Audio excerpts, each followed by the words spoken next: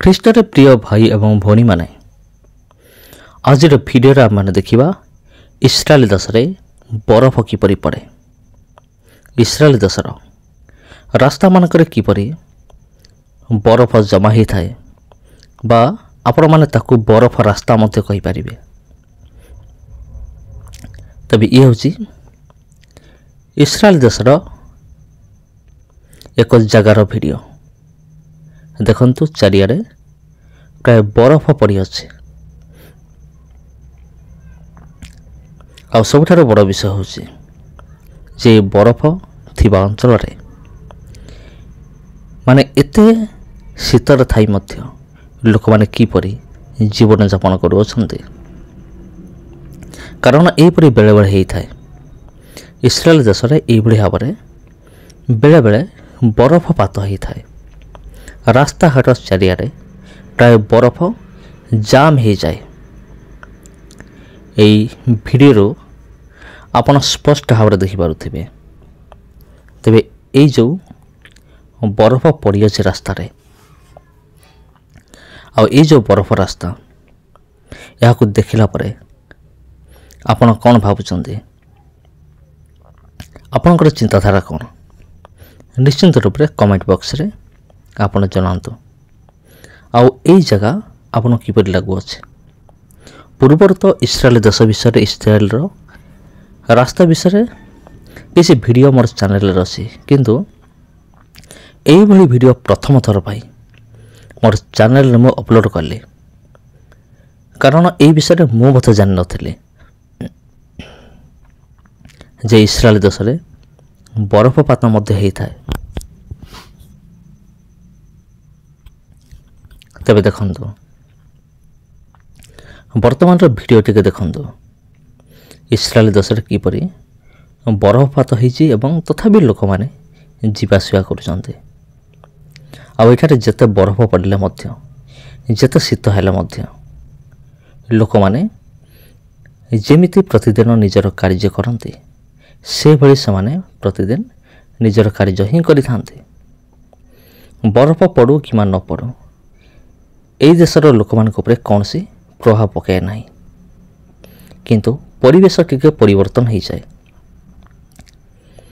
କାରଣ ଯେତେବେଳେ ବରଫ ପଡ଼େ ଆଉ ସେତେବେଳେ ପରିବେଶ ଏଇଭଳି ଦେଖାଯାଏ, ଯାହା ବର୍ତ୍ତମାନ ଆପଣ ସ୍କ୍ରିନରେ ଦେଖୁଅଛନ୍ତି।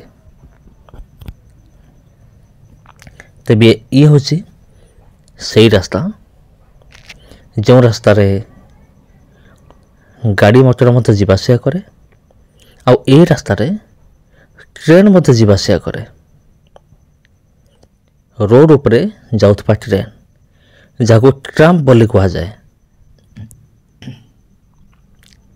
ଆଉ ତା ଏଠାରେ ଯିବା ଆସିବା କରେ।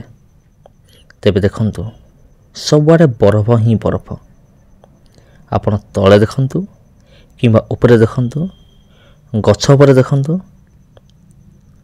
ଆଉ ଆପଣ ଯୁଆଡ଼େ ବି ଦେଖିବେ, ଦେଖନ୍ତୁ, ଆପଣ ଯେଉଁପଟେ ବି ଦେଖିବେ ସେଇପଟେ ଖାଲି ବରଫ ଆପଣଙ୍କ ନଜରକୁ ଆସିବ।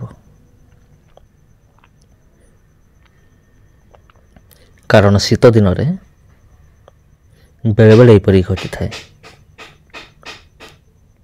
ଏ ଅଞ୍ଚଳର ଜଳବାୟୁ ପରିବର୍ତ୍ତନ ହେଇ ଆଉ ପାଣି ଗୁଡ଼ିକ ବେଳେବେଳେ ଏହିଭଳି ବରଫ ଆକାର ଧାରଣ କରିଥାଏ।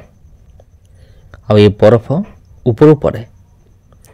ଯେପରି ଆପଣ ଜାଣିଥିବେ, ବର୍ଷା ଦିନେ ଆପଣଙ୍କର ଲୋକାଲ ଅଞ୍ଚଳରେ ଯେତେବେଳେ ବର୍ଷା ହୁଏ, ବେଳେବେଳେ ଆପଣ ଦେଖିଥିବେ ଆକାଶରୁ କୁଆପଥର ପଡ଼ିବା ଆପଣ ଦେଖିଥିବେ। ସେଭଳି ଧରି ନିଅନ୍ତୁ, ଏଠାରେ ଆକାଶରୁ ବରଫ ବର୍ଷା ହୁଏ ବେଳେବେଳେ। ଆଉ ବରଫ ବର୍ଷା ହେଇକି ଆଉ ପ୍ରାୟ ଜମିଯାଏ ଚାରିଆଡ଼େ। ରାସ୍ତାର ଏପଟ ସେପଟ ପ୍ରାୟ ବରଫ ଜମିଯାଏ। ଆଉ ଆପଣ ଭାବୁଥିବେ ରାସ୍ତା ମଝିରେ କାହିଁକି ବରଫ ଜମି ନାହିଁ? ଏ ତ ରାସ୍ତାର ଦୁଇ ପଟେ ବରଫ ଜମିଲା, କିନ୍ତୁ ରାସ୍ତା ମଝିରେ କାହିଁକି ବରଫ ନାହିଁ? ରାସ୍ତା ମଝିରେ ଏଥିପାଇଁ ବରଫ ନାହିଁ କାରଣ ଗାଡ଼ି ମଟର ଯିବା ଆସିବା କରେ।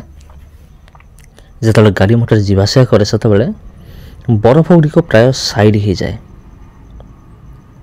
କିମ୍ବା ବରଫ ଗୁଡ଼ିକ ମେଲ୍ଟ ମଧ୍ୟ ହେଇଯାଏ।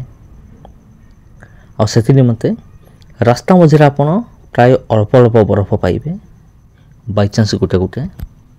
କିନ୍ତୁ ରାସ୍ତାର ଉଭୟ ପାର୍ଶ୍ୱରେ ଆପଣ ଦେଖନ୍ତୁ କେତେ ବରଫ ଗଦା ହେଇଛି।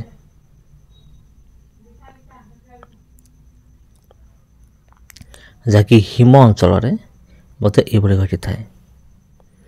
ଯଦି ଆପଣ ଭୂଗୋଳରେ ପଢ଼ିଥିବେ ପ୍ରାୟ ଷଷ୍ଠ ସପ୍ତମ ଅଷ୍ଟମ କ୍ଲାସ୍ରେ, ଆମ ପୃଥିବୀର 3ଟି ଅଞ୍ଚଳ ଅଛି। ଗୋଟେ ଉଷ୍ମ ଅଞ୍ଚଳ, ଗୋଟେ ନାତିଶୀତୋଷ୍ଣ ଅଞ୍ଚଳ, ଆଉ ଗୋଟେ ହେଉଛି ମେରୁ ଅଞ୍ଚଳ। ଯେଉଁ ଅଞ୍ଚଳ ବହୁତ ଥଣ୍ଡା ହୁଏ ସେ ଅଞ୍ଚଳରେ ଏହିପରି ବରଫ ପଡ଼େ।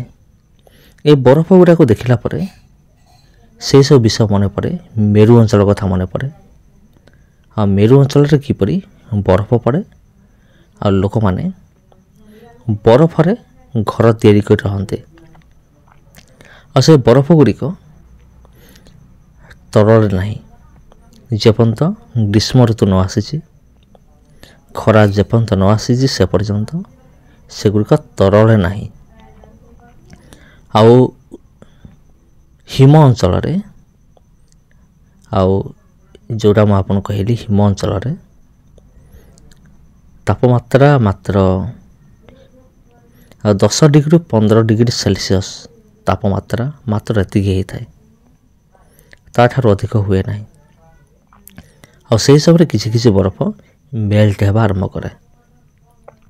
ଆଉ ଏହି ସମସ୍ତ ଇସ୍ରାଏଲର ରୋଡ଼ ଗୁଡ଼ିକ ଦେଖିଲା ପରେ ଆଉ ସେଇ ସମସ୍ତ ବିଷୟ ଗୁଡ଼ିକ ମନେ ପଡ଼ିଯାଏ, ଯାହା ଆମେମାନେ ପଢ଼ିଅଛୁ ପୂର୍ବ ଶ୍ରେଣୀରେ।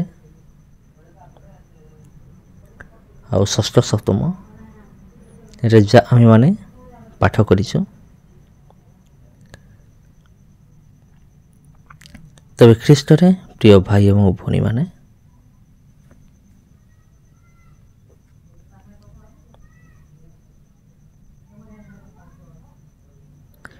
ଇଏ ହେଉଛି ଇସ୍ରାଏଲର ସେହି ସଡ଼କ,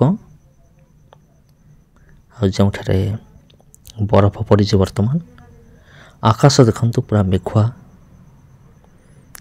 ଆଉ ସୂର୍ଯ୍ୟ କିରଣ ଟିକେ ମଧ୍ୟ ନାହିଁ। ସୂର୍ଯ୍ୟ କିରଣ ଜମାରୁ ନାହିଁ। ଚାରିଆଡ଼େ ପ୍ରାୟ ବିନା ସୂର୍ଯ୍ୟ କିରଣରେ ଯେମିତି ଦେଖାଯାଏ ସେମିତି। ଆଉ ଲୋକମାନେ ତ ଯିବା ଆସିବା କରୁଛନ୍ତି। ଏତେ ବରଫ ଭିତରେ ମଧ୍ୟ, ଏତେ ଥଣ୍ଡା ପାଗରେ ମଧ୍ୟ ଲୋକମାନେ ଯିବା ଆସିବା କରୁଛନ୍ତି। ଆପଣ ଦେଖନ୍ତୁ ବରଫ ଉପରେ କେମିତି ଲୋକମାନେ ଚାଲି ଚାଲି ଯାଉଛନ୍ତି।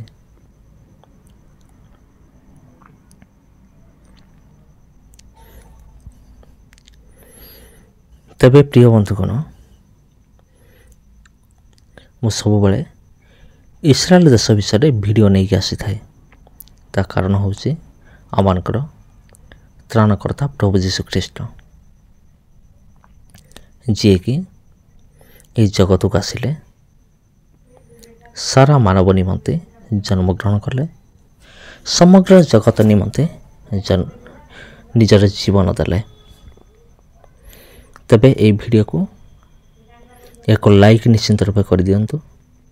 ଆଉ ଅନ୍ୟମାନଙ୍କ ପାଖକୁ ମଧ୍ୟ ଏହି ଭିଡ଼ିଓକୁ ଆପଣ ସେୟାର କରନ୍ତୁ, ପଠାଇ ଦିଅନ୍ତୁ, ଯେପରି ଅନ୍ୟମାନେ ମଧ୍ୟ ଏହିଭଳି ଐତିହାସିକ ଜାଗାକୁ ଦେଖିବା ନିମନ୍ତେ ସୁଯୋଗ ପାଇବେ।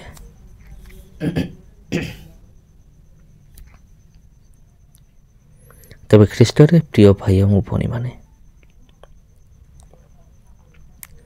ପ୍ରଭୁ ଯୀଶୁ ଖ୍ରୀଷ୍ଟ ଜଗତକୁ ଆସିଲେ ସାରା ମାନବ ନିମନ୍ତେ, ଆଉ ନିଜର ଜୀବନକୁ ଉତ୍ସର୍ଗ କଲେ। ଆଉ 3 ଦିନ ପରେ ଆଉ ଥରେ ମୃତ୍ୟୁରୁ ପୁନର୍ଜୀବିତ ହେଲେ। ଆଉ ଏହି ସମସ୍ତ ଘଟଣା ଏହି ଦେଶରେ ଘଟିଥିଲା।